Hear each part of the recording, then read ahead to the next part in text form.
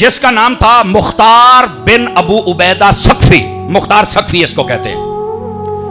یہ وہ بندہ تھا جس کے گھر میں سب سے پہلے حضرت امام مسلم بن عقیل گئے تھے.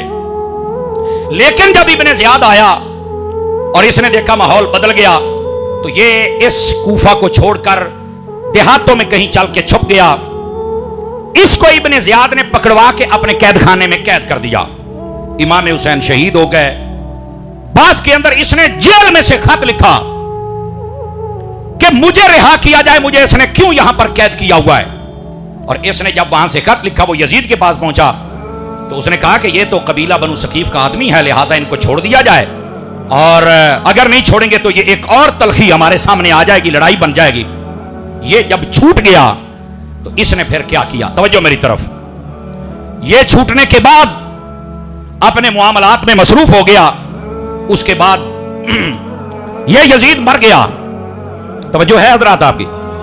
جب یزید مر گیا تو یزید کے مرنے کے بعد حضرت عبداللہ بن زبیر کی بیعت کی گئی. حضرت عبداللہ بن زبیر ادھر مکہ مدینے میں تھے اور ادھر ملک کے شام کے اندر مروان اس نے سر اٹھایا. پھر اس کا بیٹا عبد الملک وہ آیا. اس کے دور کے اندر یہ بڑی جلدی میں کہ یہ کوئی زیادہ لمبا چوڑا عرصہ نہیں تھا، یہ چند مہینوں کے اندر یہ سب کچھ ہوا یہ کہ یہ جو مختار تھا اس کو کوفے کا گورنر بنا دیا گیا.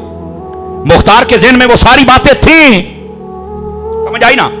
اس نے اپنا ایک سپاہی جس کا نام تھا عبداللہ اس کو بلایا، کہتا فوج تیار کرو. اس نے کہا کیا کرنا ہے؟ اس نے کہا سب سے پہلے جن لوگوں نے امام حسین کو شہید کیا تھا میدان کربلا میں تھے ان کی لسٹ تیار کرو، اور لسٹ تیار کرنے کے بعد ان سب کے مکانوں اور گھروں کو گرا کے برباد کر دیا جائے. چونکہ جو حسین کو آباد نہیں رہنے دے سکے ہم بھی ان کو کبھی آباد نہیں رہنے دیں گے. توجہ ہے جی. یہ مختار سقفی یہ اس کا ابتدا ہے. اس کی بھی انتہا بڑی بری ہوئی تھی، یہ بھی سن لیجئے. لیکن ابتدا کیا ہے؟ میرا رب ہے نا وہ جس کے ذریعے سے کام کروا لے. اب ہوا کیا؟ مختار نے یہ حکم جاری کر دیا، فوج تیار ہو گئی اور اس نے پورے کوفے میں سے ایک ایک بندے کو ڈھونڈ نکالا اور ان کے گھروں کو مار گرایا. اور گھروں کو بھی یوں گراتا تھا کہ ان کے بیوی بچے سامنے کھڑے کر کے پھر گھر گراتا تھا. اور وہ روتے پیٹتے تھے کہ یہ کیا ہو رہا ہے. اس نے کہا یوں ہی تمہیں زینب بھی کہہ رہی تھی، سکینہ بھی کہہ رہی تھی، یوں ہی زین العابدین بھی کہہ رہے تھے، یوں ہی آل رسول بھی کہہ رہے تھے کہ تم ہمارے ساتھ کیا کر رہے ہو. اور ظالمہ وہ وقت یاد کرو، ہم تمہیں نہیں چھوڑیں گے. اس نے ان کے گھروں کو گروا دیا. جب یہ برباد ہو گئے باقیوں کو اس نے پکڑ لیا. پھر اس نے کہا دوبارہ ابراہیم استر نامی ایک شخص تھا، اس کو کہا لسٹ تیار کرو اور پکی رپورٹ لو کہ جس جس نے میدان کربلا میں خاص امام پاک رضی اللہ تعالی عنہ ان کے ساتھ ظلم و زیادتی کی وہ کون ہے. اس نے نا تقریباً 30 کے قریب نام تیار کیے، 30 کے قریب پکی رپورٹ. اس میں کیا تھی؟ کہتا جی جو یزیدیوں کی لسٹ ہے ان میں سے پہلا شخص جس کا نام مالک بن نصر تھا، اس نے حضرت امام علی مقام کے سر اقدس پر تلوار کا وار کیا تھا، کہا اس کو بھی پکڑو. دوسرا حرملہ بن کامل، یہ وہ ہے جس نے شہزادہ علی اصغر رضی اللہ تعالیٰ کو پانی دینے کے بجائے تیر مارا تھا، کہا اس کو بھی پکڑو. حکیم بن طفیل، یہ وہ ہے جس نے امام علی مقام کی پیشانی پر نیزہ مارا تھا، کہا اس کو بھی پکڑو. چوتھا بندہ خولی بن یزید، یہ وہ ملعون ہے جس نے امام علی مقام کے سر اقدس کو نیزے پر چڑھایا، کہا اس کو بھی پکڑو. پانچواں بندہ عمرو بن حجاج، یہ وہ ہے جو نہر فرات پر نگران تھا اور کسی کو پانی نہیں آل رسول کو بھرنے دیتا تھا، کہا اس کو بھی پکڑو اور باندھو ان سب کو. چھٹا بندہ شمر ذل جوشن منحوس، یہ وہ ملعون ہے جس نے زخموں کی حالت میں چور چور پا کر کربلا کے میدان کو امام علی پاک کے سر کو تن سے جدا کر دیا تھا، یہ تھا سر کاٹنے والا، کہا اس کو بھی پکڑو باندھو اس کو. اور ساتواں بندہ ابن سلیم کلبی، یہ وہ ملعون ہے جس نے شہادت کے بعد آپ کی ہاتھ میں پہنی ہوئی انگوٹھی اتاری، اتر نہیں رہی تھی، انگلی کاٹ دی اس بدماش نے. استغفر اللہ. کہا اس کو بھی پکڑو باندھو اس کو بھی پکڑ لیا گیا.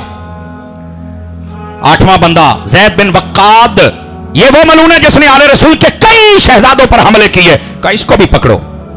عامر بن سبی، یہ وہ تھا جو بڑھ چڑھ کر حملہ کرتا تھا تو صرف آل رسول پہ کرتا تھا، اور اس کو بھی پکڑو. اور اس کے بعد 10واں بندہ قیس ابن عشس، یہ وہ ملعون ہے جس نے شہادت کے بعد امام پاک کے جسم کے کپڑے بھی کھینچ لیے تھے جو کندھے کے اوپر پہنے ہوئے، کندھے کے لفظ موجود ہے. 11واں بندہ سنان بن نخی یہ وہ ازلی بدبخت تھا جس نے کربلا میں جب تیروں سے چھلنی گھوڑے پر سوار تھے تو بدن اقدس خون سے نہا رہا تھا تو آپ کی کمر پر اس نے نیزہ مارا تھا. کہا اس کو بھی پکڑو. ان سب کو پکڑا. اس کے بعد نصر نامی بندہ, عبداللہ نامی بندہ, ابن خالد, ابن صلحت, مرہ, بشیر, ابن عشس, اور یہ اخنس, رجاب, سالم, اسید, واحد, صالح بن وہب, ان سب کو پکڑ لیا اس نے. 30 بندے تھے جن کو پکڑا. ابھی نام اور بھی ہیں. ان کو پکڑا. پکڑنے کے بعد اس نے کیا کیا؟ توجہ, اب بات سنیے ان سب کا انجام. پہلے گھر گروائے, اب ان کو پکڑوایا. ان کو جب پکڑوا لیا تو ابن زیاد کو پتا چل گیا. وہ موصل کے اندر پہنچ گیا. وہاں 30,000 کی فوج تیار کر لی. یہ جو مختار ثقفی تھا اس نے 20,000 کی فوج ابراہیم اشتر کے ساتھ بھیجی. کہا چل ان کے ساتھ جنگ کر اور بھاگنے نہیں دینا. ادھر ان کو پکڑ لیا. ان سب کو پکڑ کر کیا کیا؟ ان کے گلے میں بھی رسے ڈالے جیسے کتے کے گلے میں ڈالا جاتا ہے, اور ان کے پاؤں اور ہاتھوں میں بھی گلے ڈالے, اور ان کو دارالعمارت کوفہ کے دروازے پر لٹکا دیا. ہاتھ پاؤں کاٹ ڈالے, ان کے سر کاٹ ڈالے, اور یہاں تک یہ تاریخ میں لکھا ہے کہ ان کے جسموں کو اس نے آگ لگا دی.